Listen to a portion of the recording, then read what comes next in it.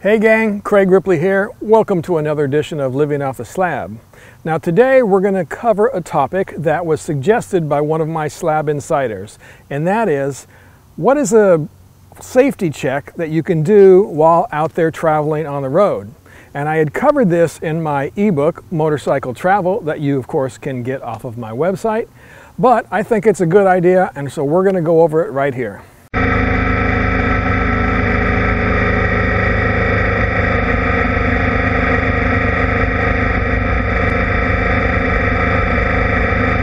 Now, one of the biggest things, in fact, I think probably the biggest thing you can do to make sure that your bike is going to be safe while you're traveling is that you want to make sure before you leave that it is sound and safe and in great condition, right? And you can do that by either doing a safety check yourself, or you can take it down to your dealer, right, and have them do any of the routine maintenance or special maintenance that is required based upon the mileage of your motorcycle.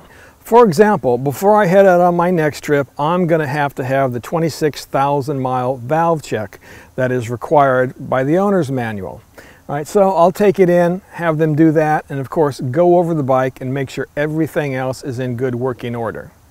Now, of course, if you're a do-it-yourself guy, well, you can perform all of those checks and maintenance as well. I mean, I do a lot of my routine maintenance, oil changes, other fluids, those kinds of things.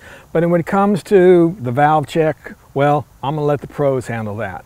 Now, even after you have taken your bike to the dealer, it's probably not a bad idea for you to do a safety check yourself, just so that you're familiar with the condition of the bike before you head out on your trip.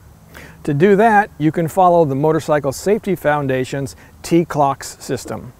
Now, I'm not going to get into it in great detail here because you can go out and find videos online that'll show you how to do the T-CLOCS check. But I'll just go over it briefly, right? T stands for tires, wheels, and brakes. C stands for controls. L is for lights and electronics. O is for oil and other fluids.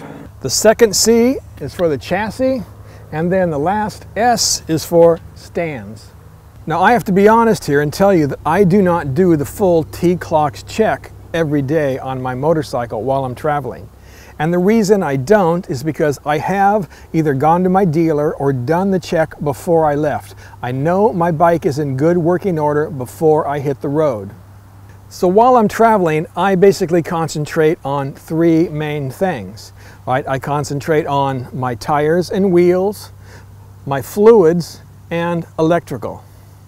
The check that I think is most important and that we all should do every day, and that honestly has got me in trouble on our Alaskan trip when I neglected it for about 3 days in a row, is you need to check your tires, tire pressure, and check the rims, check the spokes to make sure they're all in good working order.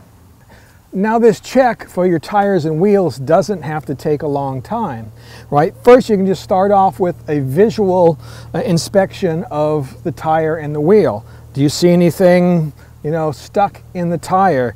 Do you see any tears, anything like that? Do you see any cracks or any dents in the rim, right? Do you see any broken spokes, right? You can even grab the spokes, right, and test the tension to see if you find any loose spokes. Again, this doesn't take but maybe a couple of minutes.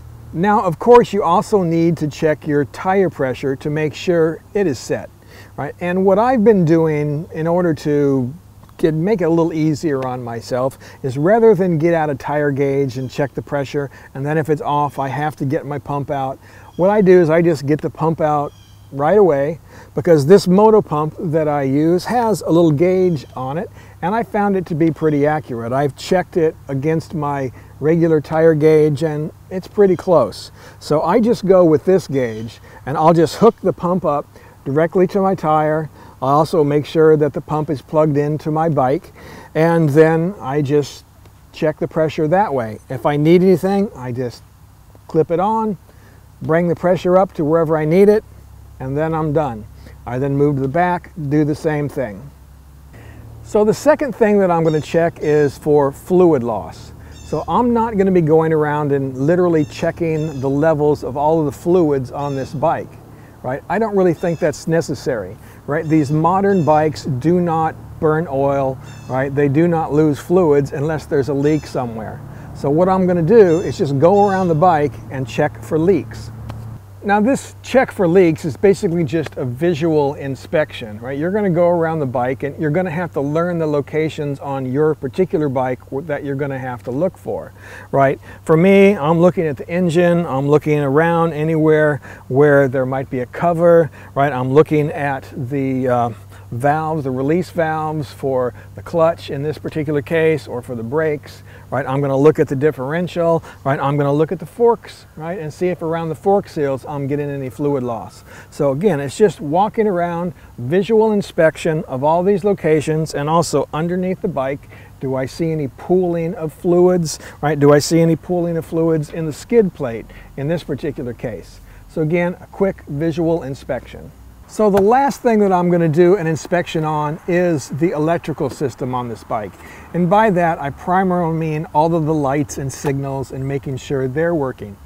If you can turn your bike on and start it, you know that the main electrical system is working. But I want to make sure that all of my lights are functioning as well.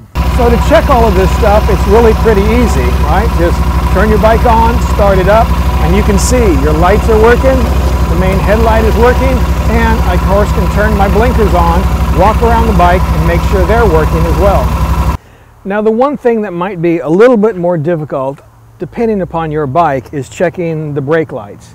Right? For me, I can stand alongside the bike like this, and I can hit that rear brake, or I can reach up and I can grab the front brake.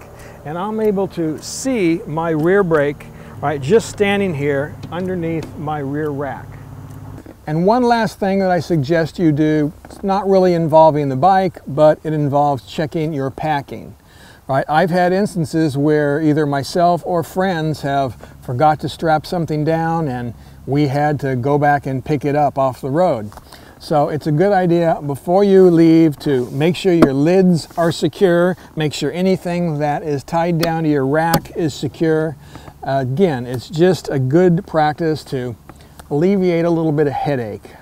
All right guys, I think that's it. See, it's nice and simple, and even though I've broken this down into different segments, really you do this inspection all at once, right? You don't have to break it down and to these, individual units like fluids and tires and so forth. You do it all at once, right? You can also do it every time that you stop.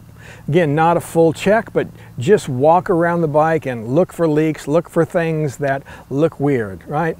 Can't hurt, right? And it only takes a couple of seconds. All right guys, I think that's it for this video. Now, if you've made it this far and you've been hearing some background noise, well, that's because a Patriots game is going on just around the corner, and apparently people are starting to leave a little bit early from the game, so I've got some traffic coming past my house. But anyway, I thank you for watching, and if you like what we're doing here, please make sure you subscribe to the channel, and also please consider becoming a Slab Insider by visiting our Patreon page. You get additional content, and for the course of the winter, I think we're going to be talking about my travel plans for 2019, right? So that's content that you're only going to get on the Patreon page. So thanks again, ride safe.